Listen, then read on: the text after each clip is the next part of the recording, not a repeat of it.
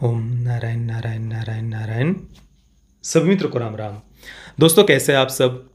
आपने देखा होगा पिछले 4-5 दिनों से महेश बाबू और तेलुगु फिल्म इंडस्ट्री को लेकर किस प्रकार से पूरा एक कंट्रोवर्सी खड़ी की गई है। मतलब वो कोई उसमें विवाद जैसी बात मुझे तो कम से कम कुछ लगी नहीं, पर ज़बरदस्ती सोशल मीडिया के माध्यम से तेलुगु फिल्म इंडस्ट्री और महेश बाबू के विरुद्ध एक काफ़ी ऐसा वातावरण बनाने का प्रयास किया जा रहा है।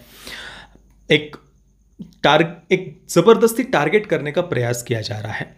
वैसे ये जब से कंट्रोवर्सी शुरू हुई थी तभी से मैं इस पर बात करना चाह रहा था, पर थोड़ा सा मैं लेट हो गया, माफ़ी चाहता हूँ। पर इस विषय पर चर्चा करना बहुत बहुत ज़्यादा आवश्यक है। देखिए, अभी 3-4 दिन पहले महेश बाबू का एक स्टेटमेंट, उसे वो काफ़ी वायरल हो गया, ये भी कहना सही नहीं रहेगा, उसे वायरल कराया गया ऐसा मुझे लगता है, क्योंकि उन्होंने जो बात कही थी उसमें कुछ भी कंट्रोवर्सी खड़ी होने जैसा मुझे कम से कम बिल्कुल भी नहीं लगा। एक इंटरव्यू में उनसे एक प्रश्न पूछा गया था जिसके उत्तर में उन्होंने कहा कि देखिए, मैं थोड़ा सा एरोगेंट लग सकता हूँ, पर मुझे बॉलीवुड से काफ़ी सारे फिल्मों के बारे में पूछा जाता है मुझसे, पर मैं नहीं करना चाहता वहाँ पर काम, मैं अपनी तेलुगु फिल्में करके खुश हूँ। और इसमें एक वाक्य उन्होंने कहा कि भाई, बॉलीवुड कांट अफोर्ड मी। अब इसमें उन्होंने इतना कौन सा, मतलब क्या इसमें कंट्रोवर्सी होने जैसा था, मुझे सच में समझ में नहीं आया कि बॉलीवुड को कौन सी इतनी बड़ी ठेस लग गई इस शब्द को सुनकर, कि जितने भी बड़े बड़े आप देख लीजिए इंडस्ट्री से जुड़े हुए लोग हैं, वो सब सब इस पर कुछ ना कुछ उनसे पूछा जा रहा है, वो इस पर उत्तर दे रहे हैं, और इस प्रकार से उनको प्रेजेंट किया जा रहा है बॉलीवुड के इन तथाकथित सेलिब्रिटीज़ को, कि जैसे वो कितने ब्रॉड माइंडेड है, कितने इंक्लूसिव है, कितना सबको साथ लेकर चलने वाले हैं। ऐसा बॉलीवुड के इन सो कॉल्ड सेलिब्रिटीज को मीडिया के माध्यम से प्रेजेंट करने का प्रयास किया जा रहा है। पिछले 3-4 दिनों से इस पर जितने भी आर्टिकल्स आए हुए हैं बड़े बड़े मीडिया हाउस के, आप उठाकर देख लीजिए, और एक बिल्कुल सिस्टमैटिक वे में तेलुगु फिल्म इंडस्ट्री और महेश बाबू को टारगेट किया जा रहा है। हालांकि उन्होंने वैसा कुछ भी विवादित नहीं कहा, बॉलीवुड कांट अफोर्ड मी, इसमें इतना ज़्यादा पेट में मरोड़ उठने जैसा क्या था बॉलीवुड के, मुझे सच में समझ में नहीं आया। कि भाई, मुकेश भट्ट और रणवीर सिंह, पता नहीं कौन कौन कौन कौन सब कुछ ना कुछ इस पर बोले जा रहे हैं, जिसका कोई सेंस ही नहीं बनता है।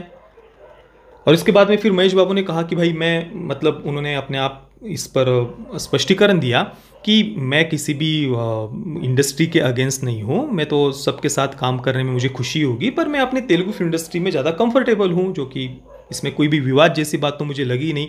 और बॉलीवुड में काम नहीं करना चाहते वो, इसमें इतना ज़्यादा बॉलीवुड के पेट में मरोड़ क्यों उठ रहा है? और जिस प्रकार से बॉलीवुड इस पर रिएक्ट कर रहा है, ये बॉलीवुड तब कहा था जब इसी इंडस्ट्री में से एक एक्ट्रेस जेएनयू के टुकड़े टुकड़े गैंग के साथ में जाकर खड़ी हो गई थी। तब बॉलीवुड के पेट में मरोड़ नहीं उठी, तब बॉलीवुड में से किसी को चिंता नहीं हुई कि यार ये गलत हो रहा है, इसकी तो हमें आलोचना करनी चाहिए। नहीं नहीं नहीं नहीं, उसी एक्ट्रेस को और ज़्यादा कितना जोर शोर से प्रमोट किया जा रहा है इसी इंडस्ट्री के द्वारा, इंडस्ट्री की मीडिया के द्वारा। ये ज़रा आप देखिए, इस बॉलीवुड के पेट में तब मरोड़ नहीं उठी जब इसी इंडस्ट्री के कई सारे फिल्म मेकर्स, कई सारे बड़े बड़े एक्टर्स वगैरह लोगों को भड़का रहे थे सीए विरोध के नाम पर। सीए विरोध के नाम पर जब देश को जलाया जा रहा था ना, तब इसी इंडस्ट्री के अंदर के कई सारे लोग आग में घी डालने का काम कर रहे थे उस समय।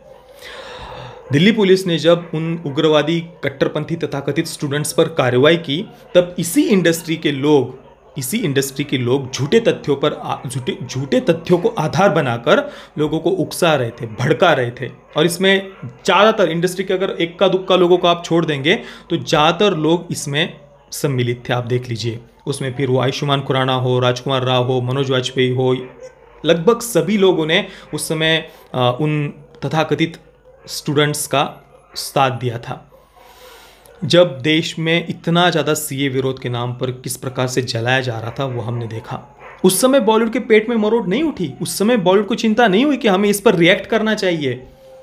और एक स्टेटमेंट क्या, मतलब बॉलीवुड कांट अफोर्ड मी ये बोल दिया, तो ऐसा प्रेजेंट किया जा रहा है कि भाई तेलुगु फिल्म इंडस्ट्री और महेश बाबू कितने अहंकारी है। वो सबको साथ में लेकर जैसे चलने की भावना नहीं है, और हम बॉलीवुड वाले सबको साथ में लेकर चलते हैं।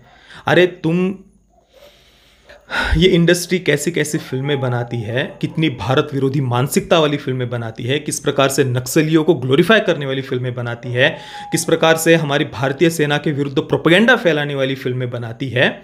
ये क्या किसी से छुपा हुआ है? किस प्रकार से इस इंडस्ट्री के ज़्यादातर फिल्मों के माध्यम से हिंदू घृणा को स्प्रेड किया जाता है, ये क्या किसी से छुपा हुआ है क्या? और सबसे ज़्यादा गंदे तरीके से स्टेरियोटाइप तो यही इंडस्ट्री करती है। और तेलुगु फिल्म इंडस्ट्री की बात करें तो सबसे ज़्यादा राष्ट्रवादी विचारधारा वाली फिल्में, कंटेंट तेलुगु फिल्म इंडस्ट्री में ही बनता है। और इनको अगर हिंदी भाषा या बॉलीवुड की इतनी ही चिंता हो रही है तो हाल ही के समय में ऐसी कई सारी कुछ ऐसी फिल्में आई हुई है, कम्युनिस्ट या लेफ्टिस्ट विचारधारा वाले फिल्म मेकर्स की तमिल फिल्में आई हुई है जिसमें उन्होंने हिंदी भाषा को काफ़ी क्रिटिसाइज किया है, कितनी आलोचना की है। उस समय ये कहाँ गई थी इंडस्ट्री? या फिर वो लेफ्ट की विचारधारा के फिल्म मेकर्स है इसलिए उन पर उन्हें कुछ बोलना नहीं है, और बस एक सिस्टमैटिक वे में तेलुगु फिल्म इंडस्ट्री को, महेश बाबू को वो टारगेट करते जा रहे हैं।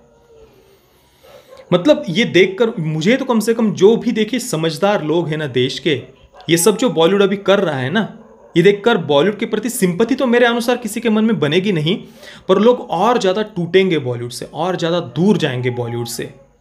ये जो कुछ भी बॉलीवुड अभी कर रहा है, ठीक है ना, आपको अगर इतना ही तकलीफ हो रही है, तेलुगु फिल्में पैसे कमा रही है बॉक्स ऑफिस पर, तो अच्छा ढंग का कंटेंट बनाइए ना, अपनी मानसिकता में सुधार लाइए ना। वो तो सुधारना नहीं है, ना कंटेंट में चेंज करना है, ना मानसिकता को सुधारना है, वही अपनी प्रोपेगेंडा फिल्में बनाते जाना है। और फिर भी ये चाहते हैं कि लोग इनको सपोर्ट करें। क्यों करें लोग सपोर्ट आपको? कौन सा ढंग का कंटेंट आप बना रहे हैं?